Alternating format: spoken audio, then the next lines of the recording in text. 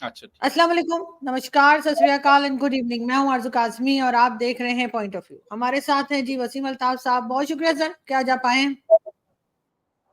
Thank you very और much. Sir सुबह-सुबह sir एक खबर आई है तेहरान से और वहां पर हमास के चीफ इस्माइल हानिया जो है उनके ऊपर अटैक किया गया और कहा यह जा रहा है कि मिसाइल अटैक था जिसमें कि उनकी मौत हुई है। अब पाकिस्तान में तो खैर सुबह से टीवी चैनल्स पे उनको शहीद शहीद बताया जा रहा है। मैं अपनी जगह खैर समझती हूँ कि जो हमास है वो एक टेरर ऑर्गेनाइजेशन है और जिस तरह से उन्होंने इसराइल के ऊपर फर्स्ट अटैक किया था वो नहीं होना चाहिए था। लेकिन अब ये कहा जा रहा है कि तेहरान में जो अटैक किया गया उसके बाद ये वॉर जो है क्या ये आगे की तरफ दूसरी कंट्रीज में बढ़ती हुई दिखाई दे रही है? अभी तक कहा यही जा रहा है कि पाकिस्तान हो गया, तुर्की हो गया, कई जगह से रिएक्शंस आए हैं लेकिन अमेरिका भी खामोश है। जी, बिल्कुल। देखिए, इसमें यूँ है कि बहुत से जो ममालिक हैं, वो हमास को टेररिस्ट ऑर्गेनाइज़ेशन कंसिडर करते हैं और उन ममालिक में बहुत से हैं मुल्क हैं, जैसे अमेरिका है, जैसे यूके है, जैसे यूरोपियन यूनियन है, ऑस्ट्रेलिया है, कनाडा है। इन सब के नज़दीक हमास एक टेररिस्ट ऑर्गेनाइज़ेशन है और इसके बरक्स बहुत से मुल्क हैं जिसको टेररिस्ट ऑर्गेनाइज़ेशन कंसिडर नहीं करते। तो अब यूँ है कि ईरान जो है वो सपोर्टर है हमास का और उसके अलावा काफ़ी सारे अरब ममालिक जैसे कतर है मिसाल के तौर पे वो भी सपोर्ट करता है हमास को। तो आपकी बात कि क्या इससे जंग का दायरा-कार बढ़ जाएगा? तो बज़ाहिर तो ये नज़र आ रहा है कि दायरा-कार बढ़ेगा, क्योंकि अभी आप ये देखिए कि काफ़ी सारे कैजुअल्टीज़ हुई हैं। ये आप देख लीजिए कि ये जो इस्माइल हानिया हैं, इनके 3 बच्चे जो हैं वो भी एक अटैक में उनकी हलाकतें हुई हैं और इसके अलावा आप ये देखें कि 37,000 पैलेस्टीनियंस भी मर चुके हैं। तो ये सारे एक्चुअली इस वजह से हुआ कि सबसे पहले हमास ने एक टेररिस्ट अटैक किया था इज़राइली टेरिटरी के ऊपर, जिसमें 1200 इज़राइली जाँ बाक हुए थे। 1200 इज़राइली और कोई 250 उन्होंने यरगमाल बना लिए और ये 7 अक्टूबर 2023 को ये एक अटैक किया था हमास ने, जबकि वो अपना एक मज़हबी त्योहार मना रहे थे और एक म्यूज़िक फेस्टिवल हो रहा था वहाँ पे। तो अब इसके बाद ये सारा कुछ हुआ है। इसके बाद ये सारा कुछ हुआ है। तो मैं समझता हूँ कि अब हो सकता है कि मज़ीद दायरा-कार जंग का बढ़ जाए, लेकिन आई डोंट थिंक कि ये टेररिस्ट अटैक्स शायद ज़्यादा हो जाएँ, इज़राइल की तरफ से रिटेलिएशन भी आए, जैसे कि अभी ये लेबनान में आपने देखा कि पहले उन्होंने एक रॉकेट फायर किया तो 12 इज़राइली बच्चे जो थे वो उसमें जाँ बाहक हुए। तो फिर इज़राइल ने बैरूत पे अटैक किया है। तो इस तरह के होंगे, लेकिन इसके अलावा मेरा ख़्याल नहीं है कि ईरान या कोई और मुल्क जो है वो इज़राइल के साथ डायरेक्ट कन्फ्रंटेशन लेगा। जी, आरज़ू। सर ये रोक क्यों नहीं पा रहे इस जंग को, इस लड़ाई को? इसलिए कि बहुत लोगों की जानें जा चुकी हैं। माना कि हमास ने पहला अटैक किया था, सब कुछ हुआ था, उसके बदले इजराइल ने तो कई हजार लोगों की जानें ले ली हैं, जिसमें कोई जरूरी नहीं कि सबके सब हमास के हों, आम शहरी भी हैं जो नुकसान उठा रहे हैं। तो कोई बड़ी कंट्री जो है वो इंटरेस्टेड नहीं लगती इस जंग को रुकवाने में, चाहे वो अमेरिका हो या किसी को भी कह लीजिए। देखिए ना, बात ये है कि अमेरिका ने तो वाज़ेह तौर पे कहा है कि वो इज़राइल को डिफेंड करेगा। अमेरिका इस वक़्त दुनिया की वाहिद सुपर पावर है। अब इज़राइल जो है, इज़राइल का एक एक्जिस्टेंशियल क्राइसिस है। अगर इज़राइल उनको कंसेशंस देता है, मिसाल के तौर पे, तो फिर इज़राइल के अंदर ये परसेप्शन मौजूद है कि जितनी ज़्यादा कंसेशंस देंगे, उतना इज़राइल के लिए थ्रेट्स बढ़ती चली जाएँगी। क्योंकि पास्ट में आपने देखा कि अ, उन कंसेशंस के बावजूद भी ये टेररिज्म आप नहीं रोक सके। आप इससे अंदाज़ा लगाइए कि ये तकरीबन 1.5 लाख से ज़्यादा जो गज़ा के रहने वाले थे, वो इसराइल में जाके नौकरियाँ करते थे। हम्म। इसराइल ही से पानी और बिजली की सप्लाई आती थी। जो इंटरनेशनल एड थी वो इसराइल के थ्रू चैनल होके तो फिर वो आती थी यहाँ पे। इसराइल, कतर जो पैसे देता रहा है, $1.5 अरब वो इसराइल के थ्रू हमास तक गए। ये एक मेजर क्रिटिसिज्म भी है नेतन्याहू पे। उसके बाद फिर ह्यूमैनिटेरियन एड थी वहां पे जो कि इसराइल से जा रही थी। मेडिकल फैसिलिटीज इसराइल प्रोवाइड करता था। इस्माइल हानिया की अपनी फैमिली, बहनें बीमार हुई तो उनको इसराइल के अस्पतालों में ट्रीट किया गया। इस्माइल हानिया की 3 बहनें इसराइल में रहती हैं जो इसराइली शहरी हैं और उनके बच्चे इजरायली डिफेंस फोर्सेस में हैं। अब ये सारा कुछ इतने बेनिफिट्स आप ड्रॉ कर रहे हैं और आप कह रहे हैं जी कि हम इसको मानते नहीं और ये हम इनको खत्म करेंगे और इनको एलिमिनेट करेंगे हम।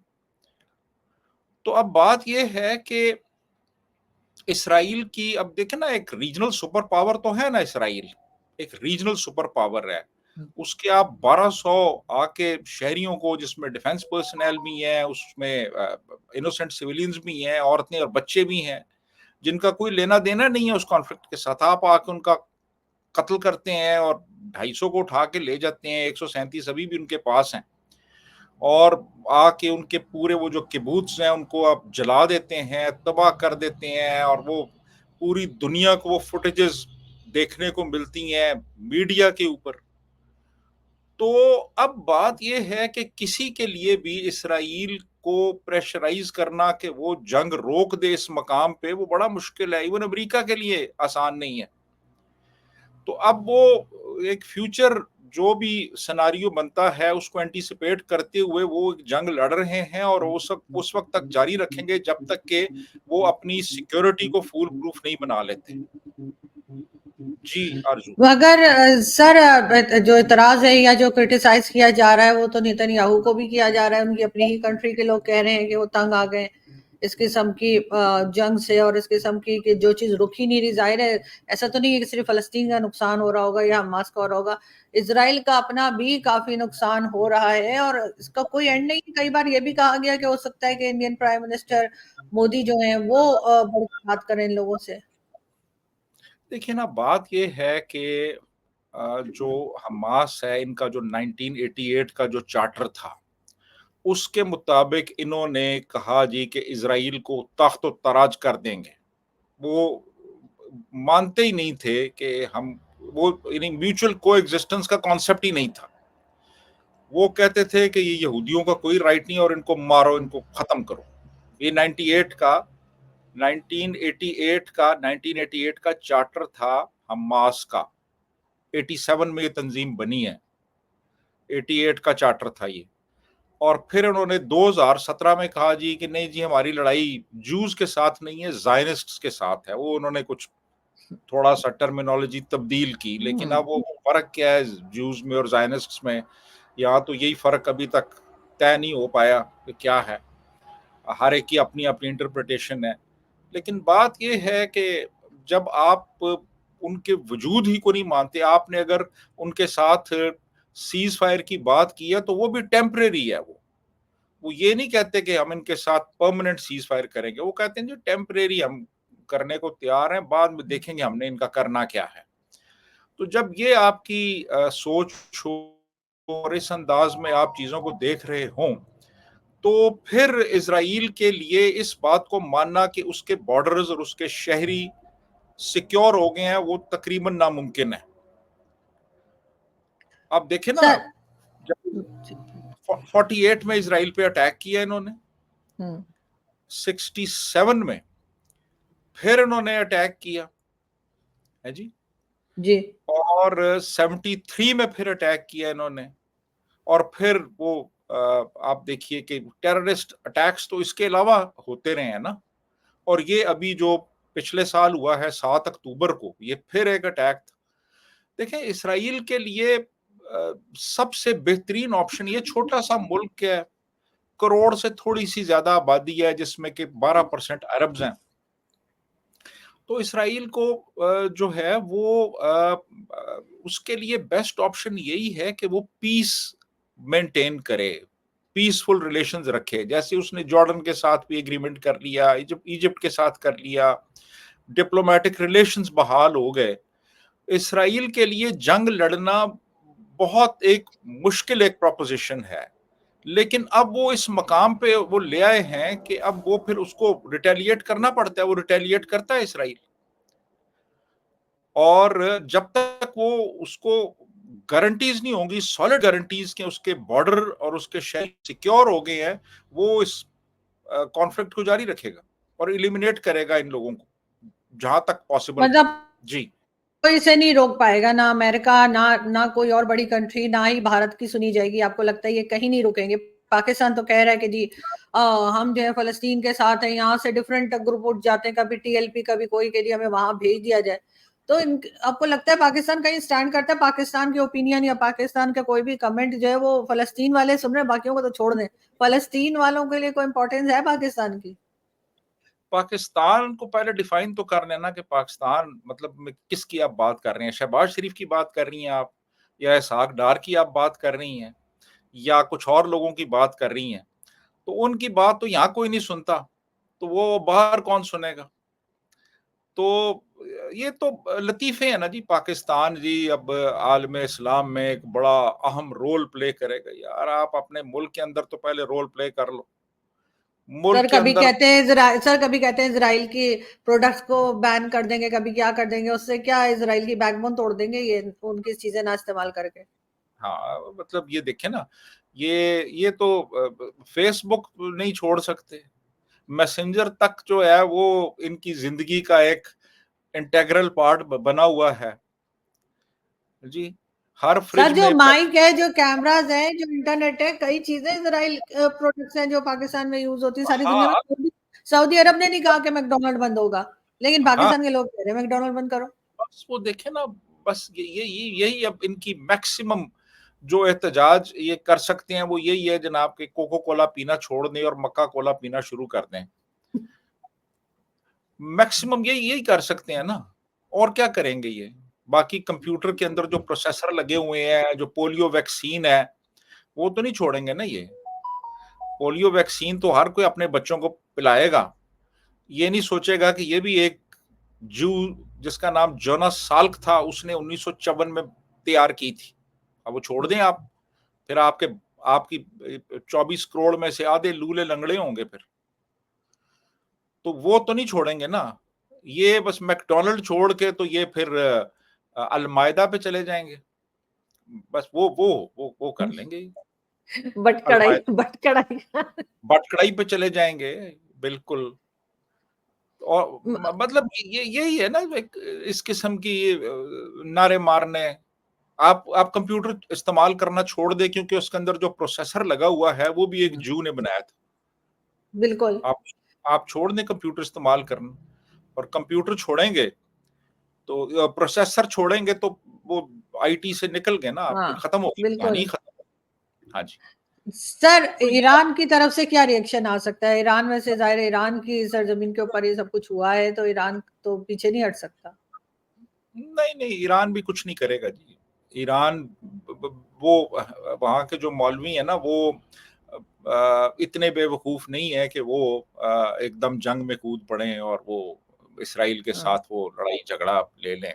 हाँ, वो यही है कि बेबी दो चार मिसाइल मार दें, वो उनका जो आयरन डोम सिस्टम है वो उसको हम्म। न्यूट्रलाइज कर देगा, वो बात खत्म हो जाएगी। मैक्सिमम यही कर सकते हैं ना आप। ये तो नहीं कि ईरान अपनी फौजें वहां भेजेगा। ईरान में तो खुद जो है इस वक्त वो भूख नंग है। तो ईरान जो है वो जंग तो नहीं लड़ेगा ना अभी। वो ईरान को अच्छा खासा सबक मिल चुका है, वो जो इराक के साथ जंग करता रहा, और उसने देख लिया है कि इराक का क्या हशर हुआ जब इराक ने कुवैत पे कब्जा किया था। तो ये समझदार लोग हैं, इतने बेवकूफ नहीं है कि वो जंग शुरू कर दें इसराइल के साथ।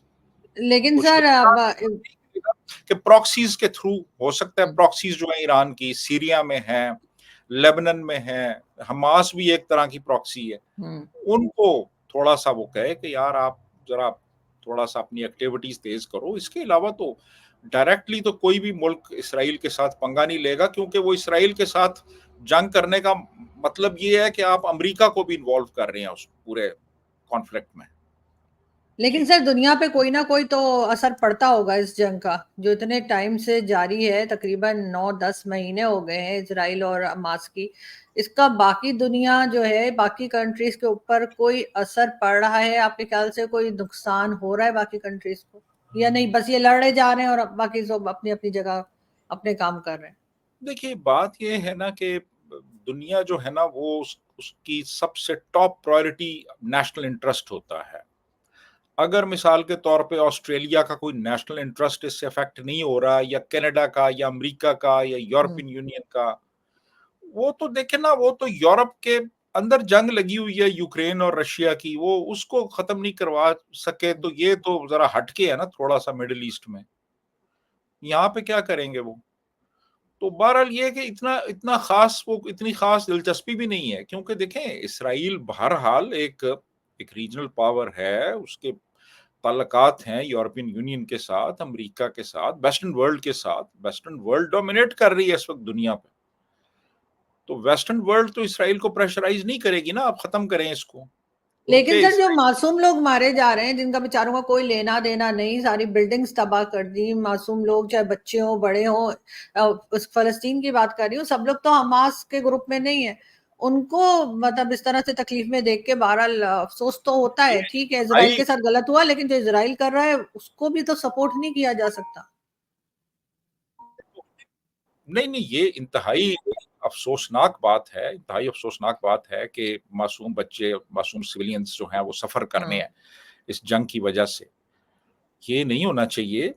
देखें, बात ये है कि अब पहले तो ये एक स्टार्क रियलिटी है हम्म। कि इसराइल एक मेजर, एक पावर है मिडिल ईस्ट में, एक मिलिट्री पावर है। आप मिलिट्री मीन से उसको शिकस्त नहीं दे सकते, आप टेररिज्म से उसको शिकस्त नहीं दे सकते, हम्म। आप उसके साथ सिर्फ पीसफुल मीन्स के जरिए आप नेगोशिएट कर सकते हैं। और दुनिया, जो वेस्टर्न वर्ल्ड है, जो डोमिनेट कर रही है इस वक्त दुनिया पे, वो इसराइल के पीछे खड़ी है। तो आप टेररिज्म करके या इस तरह के जो आप जो कुछ कर रहे हैं, वो उससे आप कोई भी गोल अचीव नहीं कर सकते।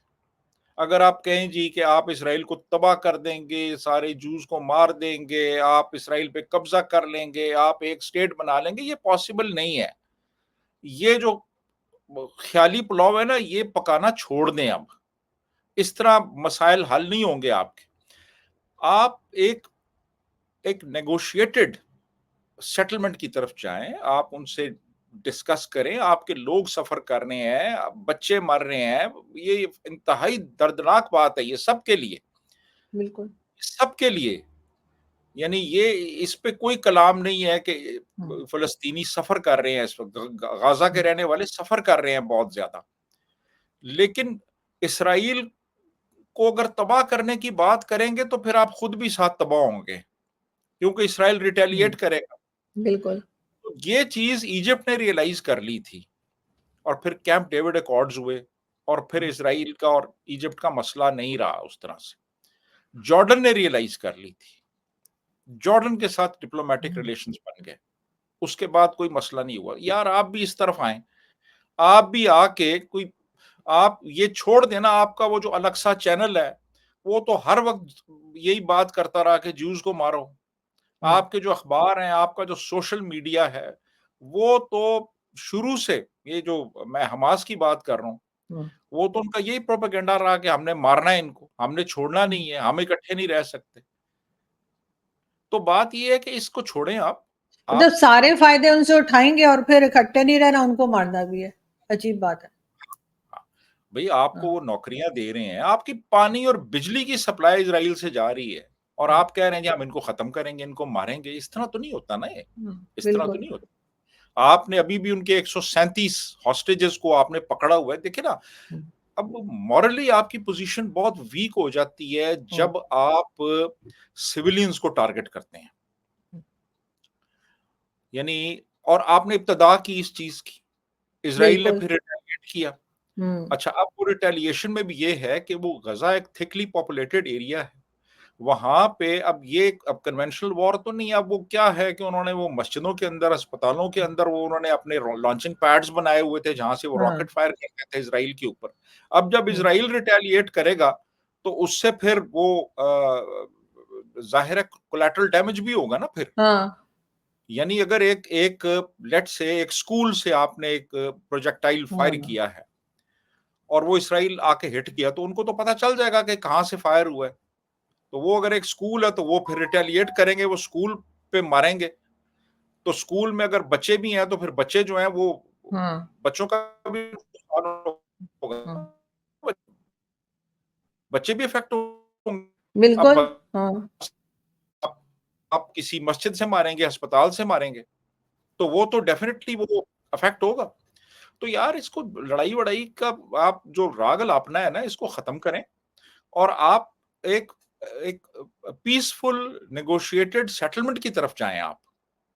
खुद भी अमन और चैन से अच्छा फिर आप ये देखें कि ये सिर्फ़ इसराइल के साथ इनकी दुश्मनी नहीं है।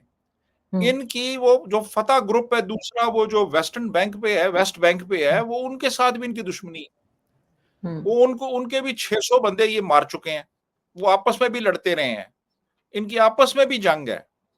बिल्कुल, तो ये सिर्फ़ ये पावर पॉलिटिक्स है बेसिकली।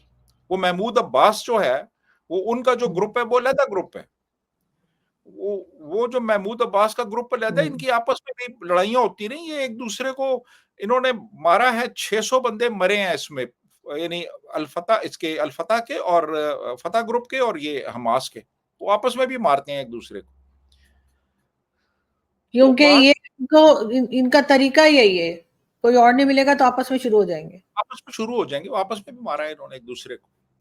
तो बात ये है कि अब जो है ना अब मैं समझता हूँ कि जंगों से मसाइल हल नहीं होते, एक-दूसरे पे दहशतगर्द हमले करने से मसाइल नहीं हल होते। अब मेज़ पे बैठें, जैसे इजिप्ट बैठा था, जॉर्डन हुँ, बैठा था और बैठ के मसले हल करें। अब देखें ना, अब वो उन्होंने हिज़्बुल्लाह ने रॉकेट फायर किया, वो गिरा एक जगह पे 12 इज़राइली बच्चे, मासूम बच्चे, हुँ, वो मारे गए।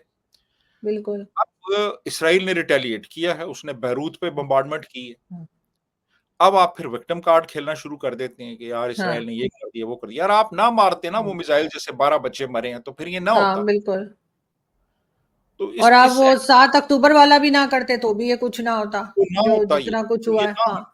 हाँ जी, तो ये ना होता। उसके बाद फिर इज़राइल जो है वो एक तरह से बुरी पिक्चर में इज़राइल को रख देते हैं, नेगेटिव शेड्स उस पे आ जाते हैं कि इसने कर दिया, खुद मासूम बन जाते हैं। और वही हॉस्पिटल्स वगैरह में छुपे हुए हैं, यही बताया जा रहा है। लेकिन बहरहाल कहीं न कहीं इस जंग को रुकना चाहिए और पाकिस्तान जो है वो सुबह से शहीद बताया जा रहा है। ये हमास जो टेररिस्ट ग्रुप का लीडर जो जो मारा गया है, उसको हमारे यहाँ पता नहीं शहीद किस खाते में बना देते हैं हर एक को। इनके लिए वो उसामा बिन इसलिए लादेन भी शहीद था, ये भी शहीद वो है। इस्माइल हानिया ने उसामा बिन लादेन को भी शहीद कहा था। हाँ, ठीक वो है? तो इमरान फिर खान ने भी कहा था। इमरान खान ने भी कहा था। तो ये जो हैं ये अब ये उनको उसको शहीद कह रहे हैं। हाँ, और ये जो है ये अब वहाँ नहीं रहता था गाज़ा में, ये कतर में रहता था या टर्की चला जाता था, कतर, टर्की यहाँ हुँ, पे हुँ, 2500 मीटर का बीच फ्रंट का इसका महलनुमा घर है अभी भी गाज़ा में। हुँ, और ये जो स्मगलिंग होती थी थ्रू टनल्स, उस हुँ, स्मगलिंग से भी ये 20% ये लेता था, हुँ, ठीक है? और अपनी इसकी फैमिली जो है 13 इसके बच्चे थे और इसकी अपनी बहनें जो हैं वो इज़राइली सिटिज़न्स हैं इस्माइल हानिया की। हुँ, और एक इसकी बहन बीमार हुई तो वो फिर इज़राइल गई इलाज हुँ, के लिए, वहाँ इसका ट्रीटमेंट भी हुआ और बिजली भी वहाँ से ले रहे थे, पानी भी और वहाँ पे मुलाज़मतें भी इनको मिली हुई थीं।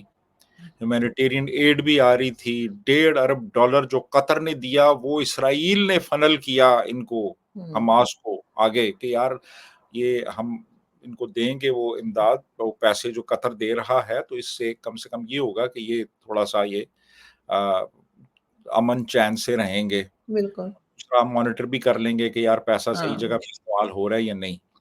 और फिर भी इन्होंने वो अचानक वो अटैक हाँ, किया और 1200 मार दिए, तो वो ज़ाहिर है उसका फिर फिर ये रिपरकशंस होना था, बिल्कुल। तो सारा लेकिन बहरहाल सर देखते हैं कि ये जंग कब तक जारी रहती है और इज़राइल और फ़लस्तीन या हमास जो है वो किस जगह जाकर रुकेंगे भी या रुकते हुए दिखाई नहीं दे रहे। बहुत शुक्रिया कि आज आपने जॉइन किया। Thank you sir. Okay, thank you. Thank you.